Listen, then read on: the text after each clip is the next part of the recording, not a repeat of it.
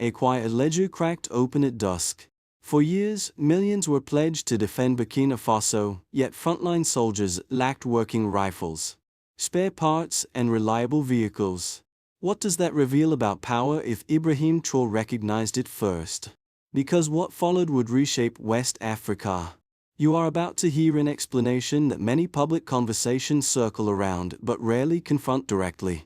It touches the structural mechanics of power, the way security funding moves, the way alliances are framed, and the way sovereignty can quietly erode behind official statements. You will understand how narratives and numbers can diverge and why that divergence matters. This is not background noise. Ignore this story, and it becomes just another leadership change in a distant region. One coup, one policy shift, one diplomatic clash at a time, and the deeper architecture of influence remains invisible. But if you follow carefully, a different picture emerges, one where ledgers matter more than speeches, one where resource flows reveal more than press conferences, one where the question is not who sits in the palace, but who truly controls the levers behind it. And if you stop here, you risk accepting the version of events written far from the Sahel rather than the one unfolding on the ground. What many observers first dismissed as rhetoric turned out to be grounded in something concrete. Internal reviews uncovered that more than 40% of national territory had already slipped beyond effective state control. A figure that reframed the entire crisis from political instability to structural collapse. That single number mattered because it showed the situation was not deteriorating slowly, it had already crossed a threshold. That realization did not emerge from theory. It came from battlefield experience. Before entering national leadership, he had served in northern zones where units faced armed groups with outdated equipment and inconsistent supply lines. Soldiers at the front described a stark contrast between official briefings in the capital and realities in the field. The discrepancy became a catalyst. The turning point began years earlier, when rural regions started reporting repeated incursions and displacement. Villages emptied and local economies stalled. The escalation followed a chain reaction. Insecurity reduced farming. Reduced farming cut income, and declining income weakened local resilience. Eventually the pressure reached a national scale. By the time authority shifted in late September 2022, roughly 2 million people had been displaced from their homes. That figure was not just humanitarian. It signaled that governance, security, and economic stability were converging into one sustained stress point. For Ibrahim Traoré, the implication was stark. Restoring territorial control was not a military task alone, but a prerequisite for rebuilding state legitimacy. A small incident from that period illustrates the pattern. In one northern district, the school that had been closed for months reopened only after local volunteers organized their own perimeter patrols. No international force coordinated it. No central directive initiated it. The reopening happened because residents decided security could not wait for distant solutions. Moments like that reframed the narrative. The issue was no longer simply insurgency. It was capacity, trust, and the relationship between state promises and lived reality. The stakes of every policy decision rose sharply. In the weeks that followed, the public face of the transition became inseparable from the image of a young officer stepping into national leadership at age 34. He arrived with the credibility of someone who had served in contested zones and spoken directly with frontline units about supply gaps and operational strain. That distinction mattered. Early addresses focused less on ceremony and more on diagnosis. He described a mismatch between declared funding streams and battlefield readiness, between international security partnerships and rural vulnerability. The message resonated because it aligned with what many communities had already experienced. Residents reported that coordination improved within weeks as command structures were reorganized and volunteer defense units formalized. One municipal administrator later noted that requests for logistical support, which previously stalled for months, began moving through revised approval channels in a matter of days. That procedural change did not end violence overnight, but it signaled that bottlenecks were being challenged rather than normalized. A second early impact appeared in budget messaging. High-level salary adjustments and symbolic cost-cutting measures were announced to redirect resources toward defense and food production initiatives. Whether those reallocations would prove sufficient remained uncertain, yet the optics were powerful. For many citizens, it suggested alignment between leadership's sacrifice and public hardship. The cumulative effect was psychological as much as operational. A leader who shared frontline experience narrowed the perceived distance between the capital and the countryside. From that moment, the stakes were no longer abstract. One decision shifted the tempo. First came the pledge. Ibrahim Traoré declared that security policy would pivot from dependence to internal mobilization. Then orders followed. Recruitment drives expanded. Local defense volunteers were authorized. Supply chains were redirected. Momentum built fast. Announcements multiplied. Signals spread. Regional observers noticed. Diplomatic circles reacted. What had looked like a routine transfer of authority began to resemble a structural reset. Pressure rose immediately. Neighboring governments watched cautiously. External partners reassessed risk. Financial channels tightened. Border procedures stiffened. Each response triggered another reaction, creating a feedback loop of action and countercation. Within weeks, headlines shifted tone. Commentators who had framed the transition as temporary started describing it as strategic. The language changed from interim leadership to directional shift. That semantic change mattered because it signaled a recalibration of expectations beyond Burkina Faso's borders. Then came the surge phase. New alliances discussed. Old contracts reviewed. Military priorities reordered. The pattern was unmistakable: event, response, escalation. For supporters, this looked like overdue momentum. It looked like dangerous acceleration. For neutral observers, it looked like a state testing how far it could move before encountering hard limits. Aftershocks followed close behind. Markets hesitated. Aid frameworks paused for review. Diplomatic statements grew more cautious in wording. None of these alone defined the moment. Yet together they formed a recognizable signature of geopolitical friction. The heaviest consequence fell on expectations. Once a leadership shifts, ignores rapid change, patience disappears. Citizens anticipate results faster. Allies demand clarity sooner. Opponents prepare countermeasures earlier. That is the hidden cost of speed. The clock starts ticking everywhere at once. At the start of the transition, more than 40% of national territory lay outside effective state control. Within the following period, reports indicated that over 30% of previously lost areas had been brought back under authority. That shift matters because it signals not a symbolic gain, but a measurable reversal of battlefield geography. Scale comes into focus when the displacement figures are considered. Roughly 2 million people had been forced from their homes at the height of instability. That number indicates a crisis large enough to strain infrastructure, agriculture, and urban capacities simultaneously. Speed becomes visible through infrastructure data. More than 500 kilometers of new roads were constructed to reconnect rural producers with city markets. That distance reflects logistical acceleration, not routine development pace. Taken together, these figures outline the structural dimensions of the situation. Territorial recovery shows military pressure changing direction. Displacement totals reveal the depth of prior disruption. Road expansion demonstrates an attempt to convert security gains into economic stabilization. Each metric measures a different layer of state function, and all three shifting at once suggests coordinated policy rather than isolated action. Economic indicators add another layer. The opening of 3 new mineral processing facilities marked a move away from exporting raw resources toward retaining value domestically. That count may appear modest in isolation, yet industrial facilities are not counted like storefronts. Each represents a node of employment, taxation, and supply chain activity. The significance lies less in the number itself than in what it signals about strategy. Agricultural policy reinforces the pattern. Initiatives aimed at food self-sufficiency were launched alongside land clearing and irrigation efforts. When a government prioritizes domestic production while facing security threats, it indicates a calculation that long-term stability depends on reducing import vulnerability. Food supply, in this framework, becomes a security variable rather than a purely economic one. Another measurable shift appears in procurement channels. Negotiations for lower-cost fertilizer and equipment from alternative partners suggested an attempt to diversify supply dependencies.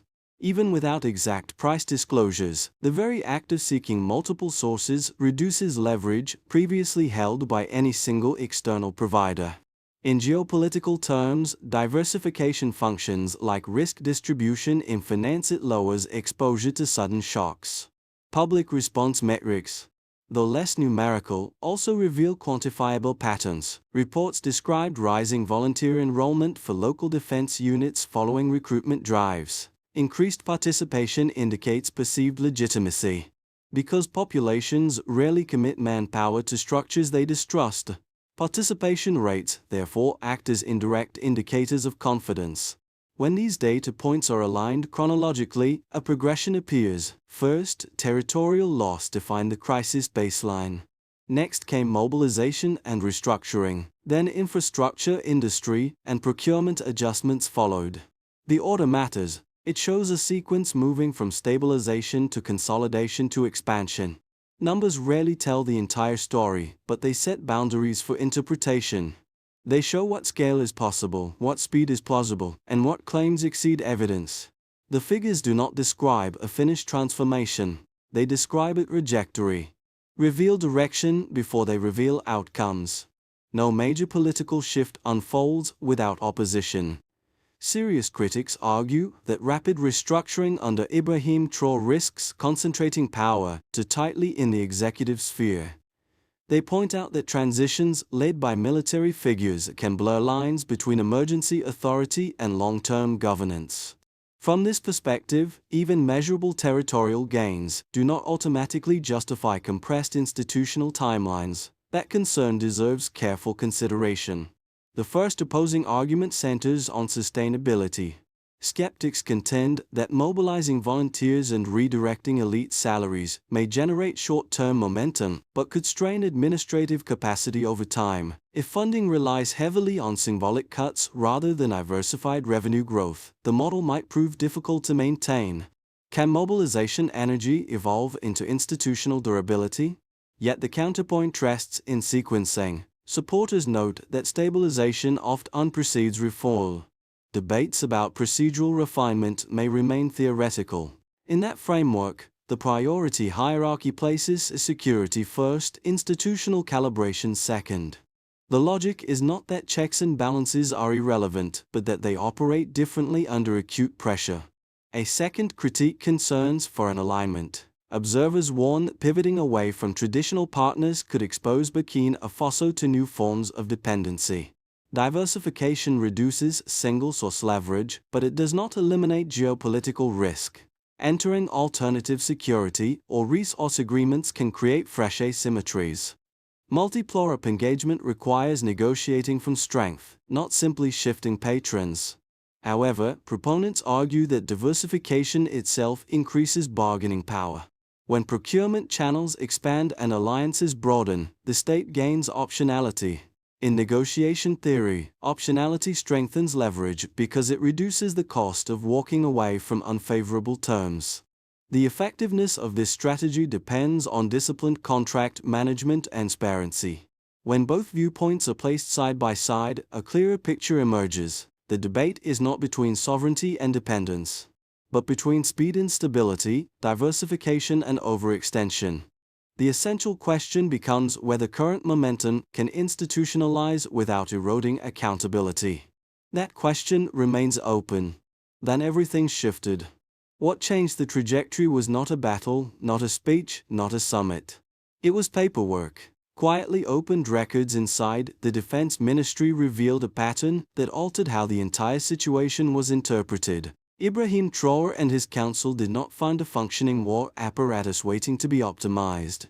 Budgets recorded, funds allocated, yet frontline units still lacked basic operational capacity. That discovery reframed the crisis instantly. The issue was no longer only insurgency pressure. It was structural leakage. Resources had moved. In strategic terms, that kind of mismatch signals systemic failure rather than temporary strain. The implication spread fast among analysts. If financial inputs and battlefield outputs diverge long enough, the constraint is rarely tactical. It is administrative, contractual, or institutional. That realization shifted attention from the front lines to the ledges. For Ibrahim Traore, the finding acted like a map turning upside down. The question became whether those systems had ever truly functioned at all. From that point forward, every reform step carried a different meaning. The consequences did not stay confined to reports or briefings. They moved outward into daily life, policy rooms, markets, and borders, reshaping incentives for different groups in very different ways. What had begun as an internal discovery was now producing external effects that could be measured in decisions, reactions, and adjustments across multiple layers of society.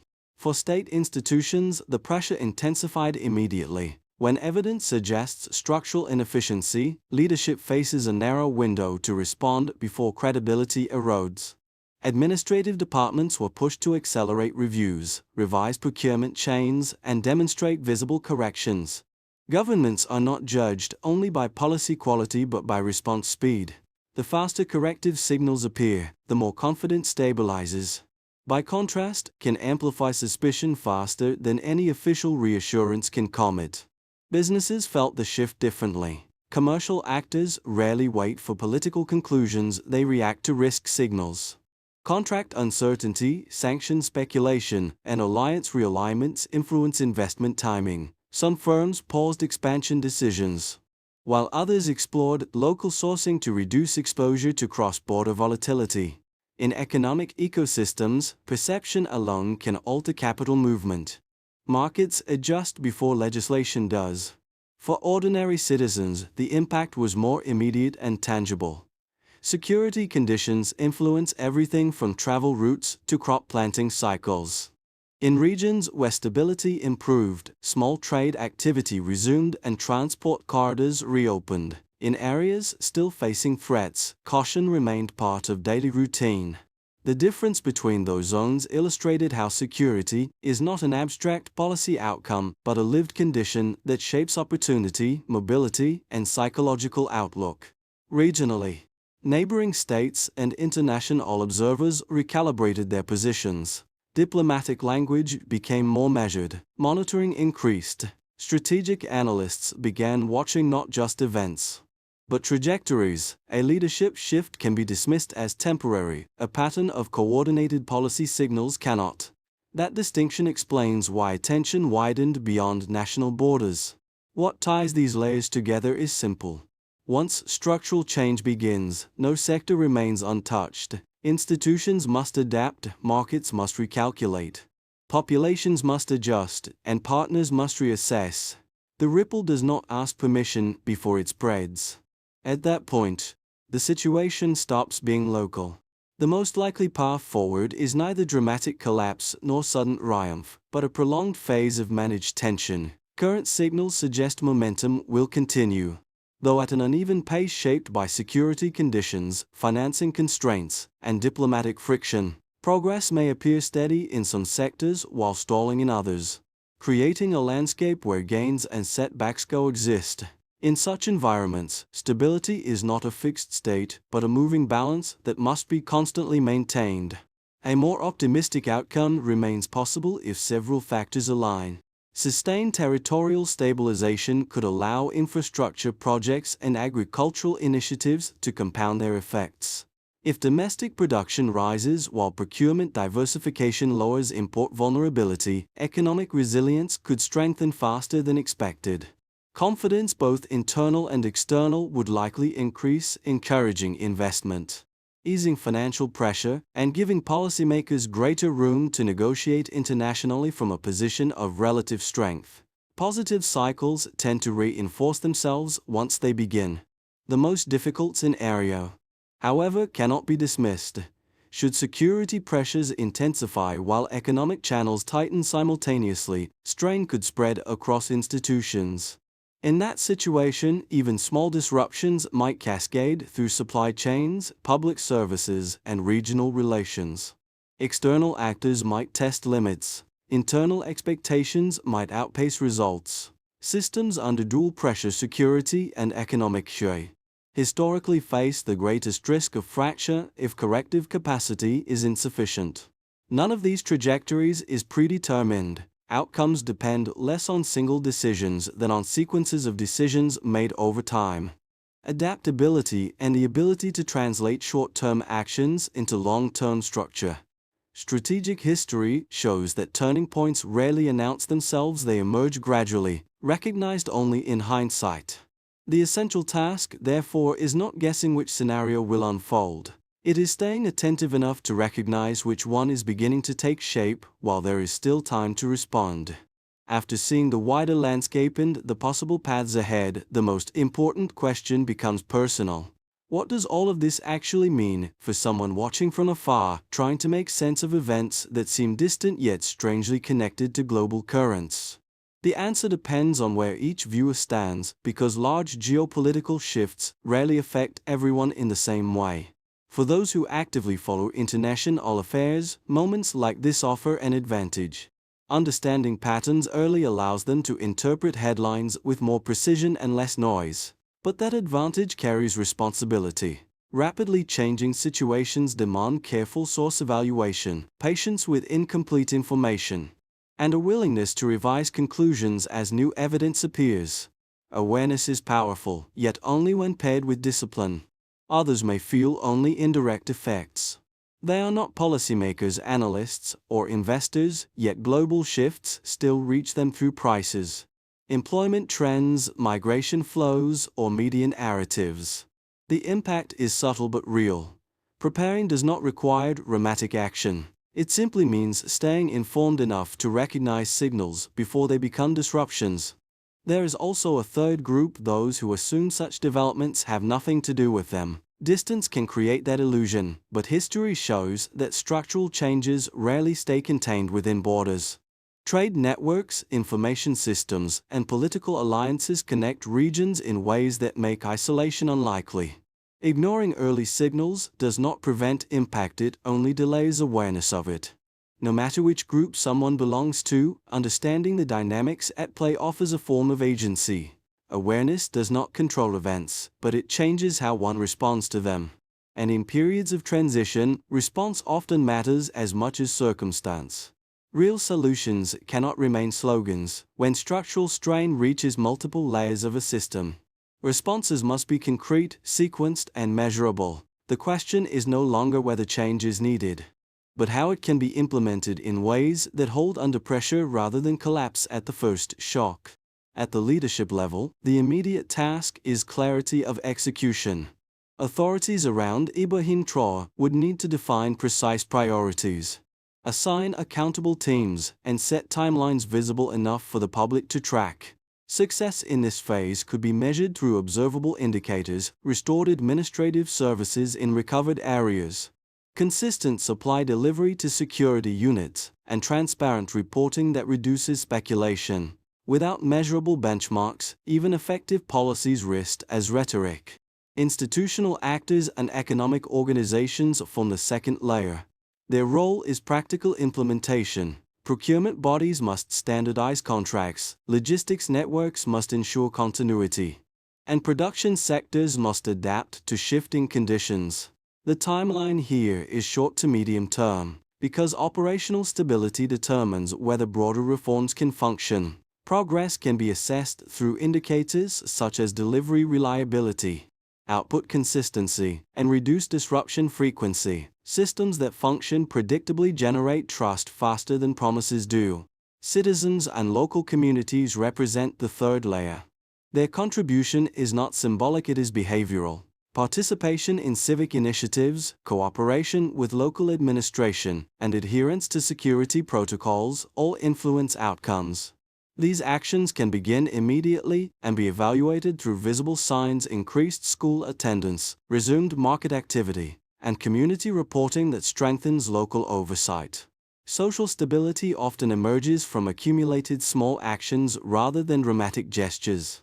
A fourth layer may involve regional and international coordination, diplomatic channels, trade frameworks, And technical partnerships can either reinforce or undermine domestic efforts depending on how they are structured. Timing here is strategic rather than urgent. Agreements must be paced carefully so they support internal capacity instead of replacing it. Diversified partnerships and reduced vulnerability to sudden external pressure. Execution determines everything. Plans carry weight only when translated into visible change. The future trajectory will depend not on declarations, but on whether each layer acts with consistency long enough for momentum to become structure. At the beginning of this journey, the image was simple. A young officer stepping into uncertainty, confronting ledgers that did not match reality. That moment was not dramatic in appearance, yet it carried a quiet gravity. It symbolized a break between surface assurances and underlying structures. From that opening tension, the path unfolded through acceleration, resistance, recalibration, and consequence. We traced territorial loss and partial recovery, infrastructure expansion, procurement shifts, and institutional pressure. The picture widened from a leadership change to a systemic test of sovereignty, accountability, and strategic direction. Ibrahim Traore became central not merely because of position, but because his decisions intersected with each layer of that system's security, economy, diplomacy, and public psychology. The name attached to the transition matters less than the pattern. It represents a nation attempting to realign control over its own levers while navigating external scrutiny and internal expectation. What remains is not a finished chapter, but a question of endurance. Structural change demands more than momentum. It requires discipline, adaptation, and resilience under stress. History rarely moves in straight lines, and neither will this story. Yet one truth stands clear. When a society decides to examine its own foundations instead of accepting inherited narratives, it alters the trajectory of its future. The choice between dependence and direction defines eras. Every listener arrives at the end of a story with a different conclusion. Some hear a warning about how fragile systems can become when oversight fails. Others hear a signal that determined leadership can redirect a nation's course even under pressure. Both reactions are valid, because this story was never meant to deliver a single verdict. It was meant to open a lens. If this account felt worth your time, then it may also be worth letting others encounter it and form their own understanding. When more people grasp the deeper mechanics behind global events, conversations become sharper, assumptions become fewer, and public awareness becomes harder to manipulate. Insight spreads the same way misunderstanding does, through sharing. So consider this a quiet invitation, not a request. Pass the story along if you believe more minds should examine it. And if you choose to stay part of this ongoing dialogue, reflect on one question that continues to echo long after the headlines fade. What matters more in moments of change, stability or direction?